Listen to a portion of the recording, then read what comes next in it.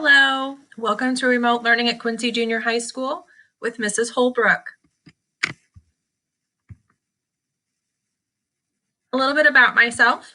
I was born and raised in Quincy. I attended Quincy schools and graduated from Quincy University in 2004 with a degree in elementary education. I've been teaching for Quincy Public Schools for 16 years. My first 11 years were at the old Baldwin School in Baldwin South. I taught 4th grade and also 5th grade in the accelerated program. This is my 5th year at Quincy Junior High School. My in-person class is focused ELA, but as you know, this year I'm teaching remote learning.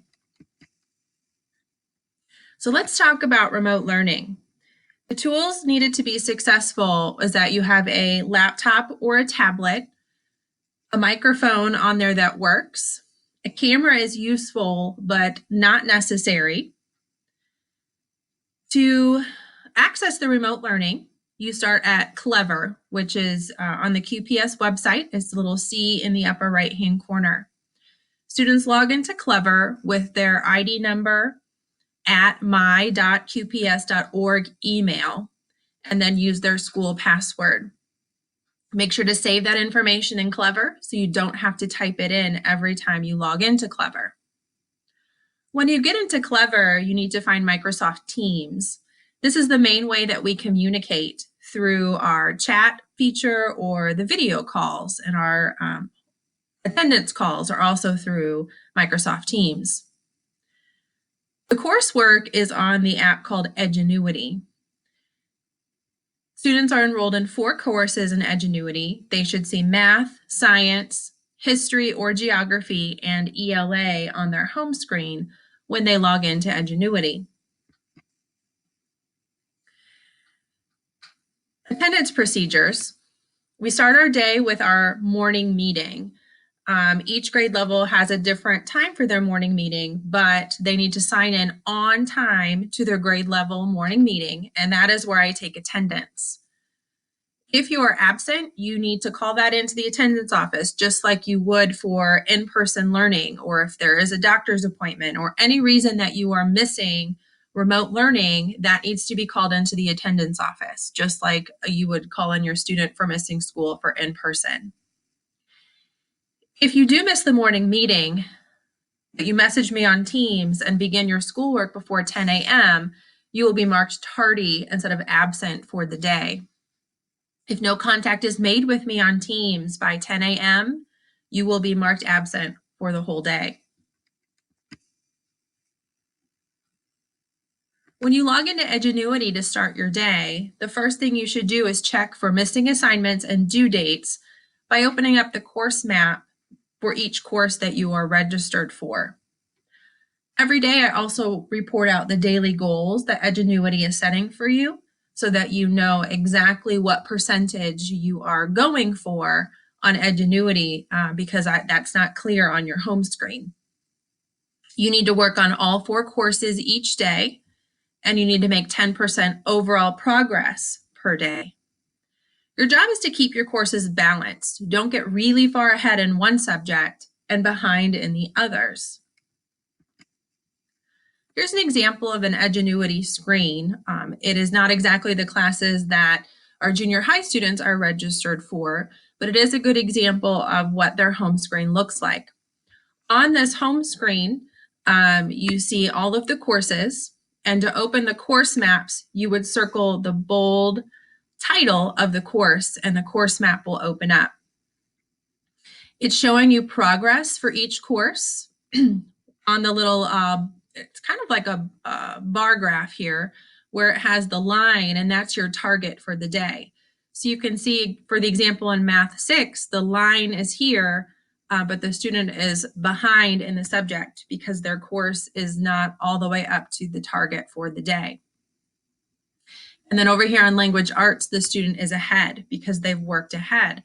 So you could see that this student is unbalanced in their courses because Language Arts, they are really far ahead. And in Mathematics 6, you would say that they are far behind, which is affecting their grade. In Math 6, their overall grade is a 62%. On your home screens, you are actually going to see an actual grade instead of what's called the overall grade. The actual grade is factoring in that Edgenuity is giving you zeros for any missing assignments that you have not turned in. This is an example of the course map. When you open up the course map, it's giving you due dates for when your assignments are due. And if you have missing assignments, you'd get a pop-up alert for how many missing assignments you have in a course. Edgenuity also gives estimates for how long assignments should take. And then after you complete the assignment, it tells how long you took for the assignment. There's a lot of information in the course map to help you stay on track and on target for all of your courses if you follow the recommendations that Edgenuity is setting for you so that you can complete the courses by the end of the quarter. Each lesson in Edgenuity ends with a quiz. And to pass the quiz, you must get a 70%. Students are automatically given 2 attempts to pass the quiz. If they do not pass in those 2 attempts, then they need to earn retakes by showing me the notes that they took during the lesson. When they show me the notes, either the digital version or paper and pencil version of notes, then I will add 2 more attempts at the quiz. If they fail 4 times, I will reset the whole lesson for them to do over. This is kind of a tricky one because then their progress goes backwards because it shows that they have not actually completed assignments, so they lose progress if their lessons have to be reset. The highest score will be taken from the 6 attempts of a quiz to move on. Digital notes are loaded in the student's class notebook. Edgenuity provides guided notes. And if you're looking for the guided notes in Edgenuity, you would click on the plus sign at the beginning of each unit in Edgenuity, and then a drop down would happen. And then there are guided notes there for you to print. I'm aware that most people don't have a home printer or want to spend all their ink printing the notes. So I uploaded them into the class notebook provided in Teams by Microsoft. The class notebook is available to them in their Teams, Microsoft Teams profile, but it's also easy for me just to share the link with them in their chat feature if they need the notes. And so this is an example of an 8th grade class notebook. And if I click on the students' names are all over on the left. When you open your class notebook, only your name is on there. I'm in my teacher view for 8th grade. So you would click on your name, and then your courses pop up. If you are needing to retake an ELA quiz, you would click on ELA and then click on the unit that you're on. And then the notes from Edgenuity, I have downloaded them and then uploaded them into the class notebook so that you can type on them. To type on these, all you need to do is, well, you have 2 choices. One, you can get a text box and then drag the text box to where you need it to go. And then you can type into the text box for your answer. The other option is to use the draw tool up here at the top in the toolbar. And you would click the draw tool and click on the pencil. And then you can also write using your mouse or your trackpad the answers into the notes. And then I can log in and see your notes. We can also actually work on real time in them. So if you need help, I can help you, or I can highlight the ones that are wrong so you can go back and fix them. These notes match the Edgenuity lessons. And so if you look down the right-hand side of the notes, it's telling you exactly where the information is coming from. So if we were in the instruction part of the lesson and on slide 2, that is where we would be looking for the answers to these guided notes. And you can see that they're fill in the blank notes. It's helping you keep focused what you need to work on and focus on in the Edgenuity lesson. I recommend maybe working smarter and not harder and doing the notes the first time you go through the lesson and not waiting to see if you need a retake and then having to go back and do the notes. If you have the notes open the first time you're doing the lesson, then your notes are finished for when you do the quiz the first time. And hopefully you won't need retakes because you'll pass with the help of your notes or with the help of me, because I am more than happy to check quizzes over before you submit them to make sure that we have a passing grade and not a failing grade.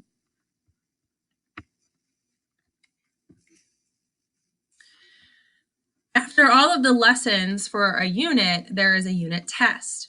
Each unit test has a unit review before the test. Every unit test must be unlocked by the teacher, by me. And these are time sensitive. So you can't ask for it to be unlocked unless you're actually planning to work on it at that moment, because it will just lock itself back up in 10 or 15 minutes if you do not open it and work on it. It also locks every time you save and exit. So you do have to work on them during school hours, 7:15 to 3 are my office hours, so that I'm available to unlock the tests when you're wanting to work on them. You have 2 attempts at the unit test, and if both attempts are failed with grades below a 70%, then you must go back and redo the unit review. Students must be passing the review with a score above a 65% to earn retakes on the unit test. If you earned a 65% or above the first time you took the unit review, I typically just go ahead and unlock 2 more attempts on the unit test if you already had a nice passing grade on the review. And then the highest grade of your 4 attempts on the unit test will also be recorded. And again, I'm more than happy to check over unit tests before you submit them to make sure that we have passing scores before we submit, and therefore lower our amount of retakes that we need to attempt.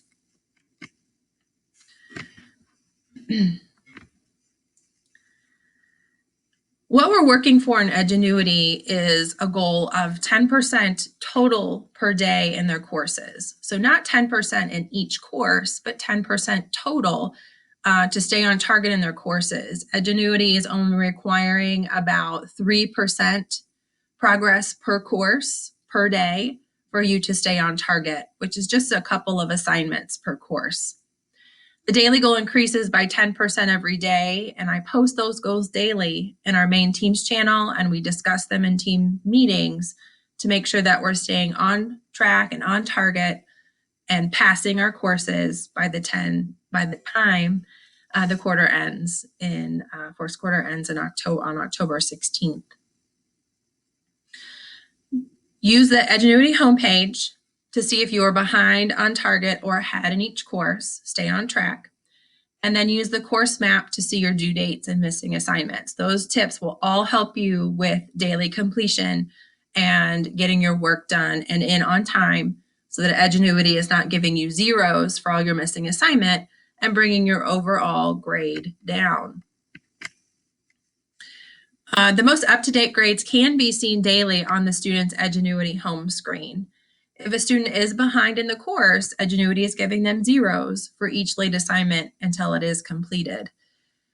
Grades are updated in Skyward each Wednesday, and that's for junior high reporting for reporting grades for junior high and pulling grades for eligibility in sports. The students' grades in Edgenuity change daily based on what they do or do not complete that's assigned to them. So the most up-to-date grades are the daily grades that you see right on the Edgenuity home screen, which is the large percentage that you see on the screen is their actual grade. There's also the weekly PE log that needs to be completed by students that have PE on their school schedule.